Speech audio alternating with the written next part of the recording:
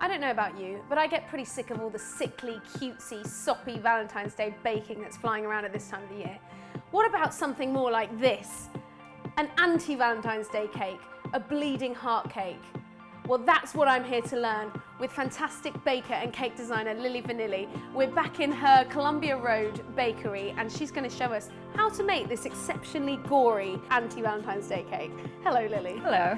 How did the idea for this come about? Was it a Valentine's Day thing, or? It was actually originally a Halloween cake, right, which became so much more popular at Valentine's Day. People order it a lot more this time of year. But I think that it's a nice interpretation of the heart, and I think people like something that's a bit different.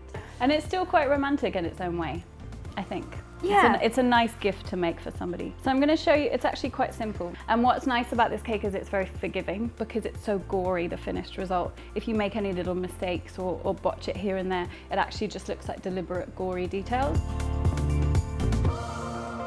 So this is the inside of the cake, isn't it? Yeah, and it's really simple. I always just do a red velvet so it still looks quite gory when you cut into it. Okay. These are cupcakes. You can find the recipe on my website, or use any red velvet cake recipe that you like. Great. And I just tuck a little bit of aluminium foil into the side of the pan when I bake them. It just saves cutting and then you have crumbs and it's more of a mess. So if you want to help yourself to one of those. So you can see these are sort of already shaped into a heart shape and then kept in their shape by a piece of tin foil in the cake tin. And we've each got a piece of fondant. I hardly ever use food colouring and fondant, but this is the one exception. So there's lots of strange ingredients that you just kind of have to get if you want to make this cake, but it's quite worth it. It looks really unusual when you're finished. So I'm going to give you some icing sugar. Brilliant. Roll your fondant in icing sugar rather than flour. So you trim it down to size a little bit. So then trim it into a rectangle. Yeah. And it's important that you have the sort of same thickness all the way through the icing, isn't it? Yeah, you don't want to end up with too many thin bits because it just makes the structure a bit weaker. It's like Play-Doh, it's really... It is a lot like plasticine really nice on Play-Doh, yeah. Which is nice. The whole thing is a bit like a kid's art project. It really feels like you're sort of playing around with something besides food. So that's nice, that's the right sort of thickness. So I guess about 1/2 centimetre. So get your cake in the middle of the icing. And then you basically just want to overlap. So you get this kind of fold down the middle, but it actually ends up looking like part of the heart. Tuck that under, and you don't need too much at the bottom, so cut that loose. And that's going to be your base, so try and get it into a position where it can sort of stand.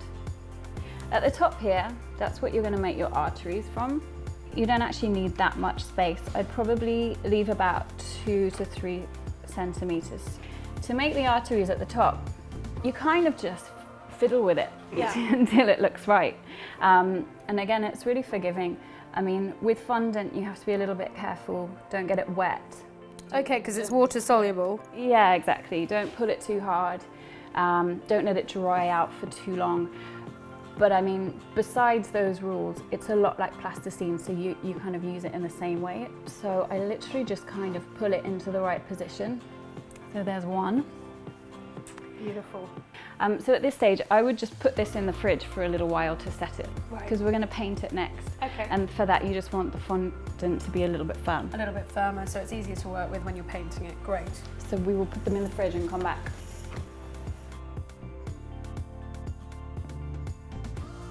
So our hearts have been in the fridge setting. Yes. What's the next step, Lily? All right, so you can, whatever you're putting them on, I'm just going to use these little cake boards and stick them in place with a bit of buttercream. And now we're basically going to paint them, and this is equally forgiving and easy, but you do need this kind of weird stuff. Okay, what's the weird stuff? So this weird stuff is called piping gel, and I use it for nothing else, but it's the best thing for this job. It's kind of amazing. It's got like a sort of shiny jelly texture. It's really glossy and it stays glossy, and that's perfect for the heart. It doesn't set and kind of crust. Where can people get that from then? So you can get it from any cake decorating shop, or you can buy it online. And I just colour it with some red. Right. And is that a gel colouring? Yeah, exactly. Make sure you use a gel, because you kind of want to steer clear of putting any liquid on the fondant, which is why this is so good. Because it would dissolve it? Yeah, it just kind of weakens it and then it will crack and split apart. You don't want that. We don't want that. I'm just gonna mix to colour a little bit. And I normally make 2 shades, so one a little bit darker, maybe with some black as well. And then use that just to do kind of shading when you come to decorate it. Okay, so essentially 2 pots of paint then, a dark red and an even darker one. Yeah, that's how I do it. It really is like watching an artist at work, this, mixing her paints. Artist. And do you get a lot of demand for these cakes at the bakery? Do you have to make them fairly regularly? Yeah, we do actually do them quite often, and even for people's weddings and on a really big scale. What, like a big bleeding heart wedding cake? Yeah, huge ones. I love that Almost idea. like a cow's heart. And it's kind of, I think it's quite romantic for a wedding day. We do a lot of cardiac surgeons' weddings. Right, this is pretty much ready. Okay. So you basically just want to paint it on in a nice thin layer. Okay. Start with, this is the slightly lighter one. Great, so do that and then shade in the darker. Yeah, exactly. It's got such a cool texture, like congealed blood, basically. And does it taste neutral? Honestly, I would say take the whole outside layer off. Right, okay. It's edible, but I mean, it's not something I've ever really wanted to eat.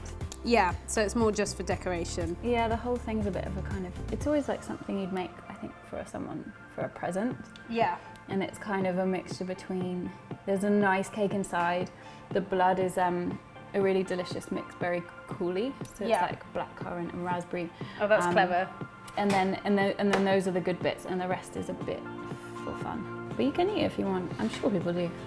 How many of these do you think you've made in your life, Lily? Well, I made my first one about 6 years ago, and they really went crazy that first Valentine's Day. People were just loving it. Yeah, and so I made, I couldn't count, but thousands. And then I just kind of had enough, and now I do them fairly rarely. So it's starting to look a bit hearty. Hearty. All right. That looks great. I think you're really good at this. Thanks, Lily. That's a good angle, isn't it? Yeah. That's perfect. Cool. I'm pleased with that. I'm happy with that. Not as difficult as it looks. It's easier than it looks. That's the main thing. And should we put some blood on there? Yes.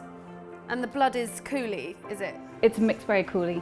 I'll post the recipe as well, but or you can use jam. Great.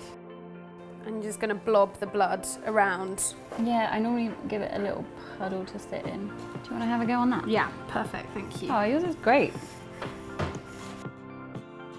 This is my kind of cake decorating. Messy and forgiving. Rosie keeps doing better ones than me. No. Show me up.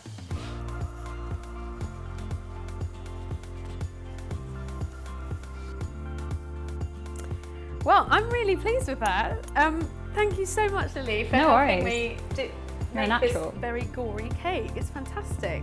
If you do want to have a go at this at home, all the information you need is in the link below for the ingredients and the special kit that you're going to need.